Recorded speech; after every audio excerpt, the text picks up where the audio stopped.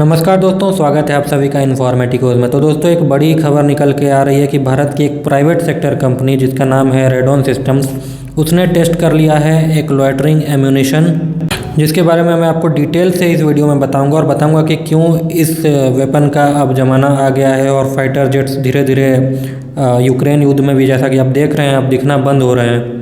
वहीं इन loitering ammunitions का प्रचलन दिन बर दिन बढ़ता जा रहा है, वो भी मैं बताऊंगा कि ऐसा क्यों हो रहा है। अगर ये वीडियो आपको पसंद आता है तो काइंडली इस चैनल को सब्सक्राइब जरूर कर लीजिएगा, साथ ही साथ लाइक, कमेंट और शेयर भी करिएगा।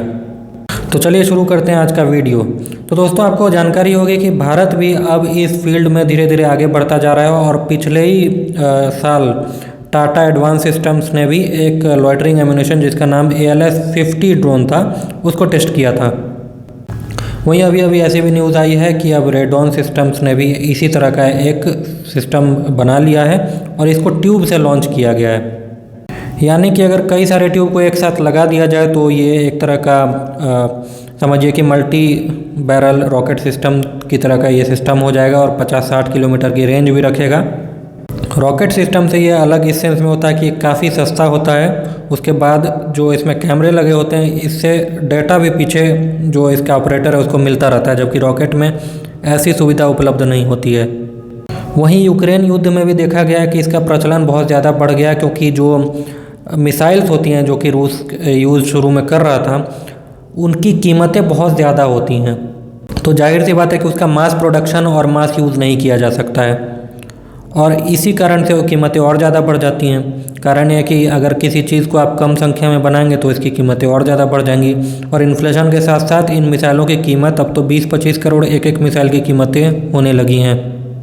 लेकिन इसी यूक्रेन युद्ध में ऐसा देखा गया कि जब रूस को ईरान का शाहेद 136 ड्रोन मिलना शुरू हुआ तो जम करके रूस ने फिर से हमला शुरू कर दिया। और ये जो ड्रोन होते हैं इतने सस्ते होते हैं कि इसकी कीमत मात्र $10,000 के आसपास थी, यानी समझ लीजिए कि 15-20 लाख रुपए के आसपास। और सस्ते होने के कारण इसको बड़ी संख्या में बनाया जा सकता है और बड़ी संख्या में बनाए जाने का और इफ़ेक्ट होता है कि ये ड्रोन और सस्ता हो जाता है। इसको बेसिकली इकोनॉमी ऑफ स्केल्स कहते हैं, यानी किसी भी चीज़ को अगर आप बड़ी संख्या में बनाएंगे तो उसकी जो कीमत होती है वो काफ़ी कम हो जाती है। तो इसी चीज़ को देखते हुए भारतीय सेना भी इस चीज़ में इंटरेस्टेड दिख रही है, इस तरह के ड्रोन में। और इस चीज़ को का जो पोटेंशियल है, पूरी तरह से भारत की जो प्राइवेट सेक्टर कंपनी है इसका फ़ायदा उठाना चाह रही हैं। साथ ही साथ इस तरह के वेपन्स का एक्सपोर्ट पोटेंशियल भी ज़बरदस्त है। बड़े ड्रोन की अपेक्षा ये ड्रोन काफ़ी छोटे होते हैं, इसीलिए इनको रेडार पर भी पकड़ना बहुत मुश्किल होता है और ये काफ़ी लो फ्लाइंग भी करते हैं। और इंजन के नाम पे इन ड्रोन में कुछ नहीं होता, एक मोपेड इंजन लगा दिया जाता है जो कि किसी सस्ती मोटरसाइकिल में भी पाया जाता है। मामूली सा GPS गाइडेंस लगा दिया जाता है और बेसिक सॉफ्टवेयर के साथ ये तैयार हो जाता है फायर करने के लिए। वहीं अगर इन ड्रोन्स को मार भी गिराया जाता है तो इससे कोई ख़ास असर नहीं पड़ता है, क्योंकि ये ड्रोन काफ़ी सस्ता है और इसको मार गिराने वाली मिसाइल काफ़ी महंगी आती है। यानी कि भले आपका ड्रोन मार भी गिराया जाए तो भी अच्छा खासा चूना लग जाता है दुश्मन को, क्योंकि मिसाइल की ही कीमत आजकल 3-4 करोड़ आ रही है, जो कि सरफेस टू एयर मिसाइल्स होती हैं। और आप 10-15 लाख के ड्रोन को अगर आप 3-4 करोड़ की मिसाइल से मार गिराएंगे तो आप जानते हैं कि आप पर कितना बड़ा इकोनॉमी पर बोझ पड़ने जा रहा है। और एक बार अगर आपकी मिसाइलें ख़त्म हो गई तो पीछे से फाइटर जेट्स आकर के बैंड बजा ही देते हैं। वहीं फाइटर जेट की कीमत आजकल एक फाइटर जेट लगभग 500-500 करोड़ में आ रहे हैं। तो जिस भी देश का एक भी फाइटर जेट मार गिराया जाता है उस देश पर काफ़ी बुरा साइकोलॉजिकल प्रभाव पड़ता है, क्योंकि इतनी बड़ी इकोनॉमी बहुत मुश्किल है कि बड़ी संख्या में फाइटर जेट मेंटेन करें। लेकिन ये जो छोटे ड्रोन है, जाहिर सी बात है हज़ारों की संख्या में आप ऑपरेट कर सकते हैं। भले इस पर 1.5 kg का वारहेड लगा हुआ है जो कि एकदम छोटा सा हमला करता है, लेकिन फिर भी ये इतना सफिशिएंट होता है कि जो क्रिटिकल इंफ्रास्ट्रक्चर होते हैं जैसे रेडार वगैरह होते हैं, उनको अगर हिट कर दे तो जो दुश्मन का सर्विलेंस सिस्टम है वो पूरी तरह से पंगु हो जाता है। ऐसे में फाइटर जेट्स को पीछे से फ्री पास मिल जाता है।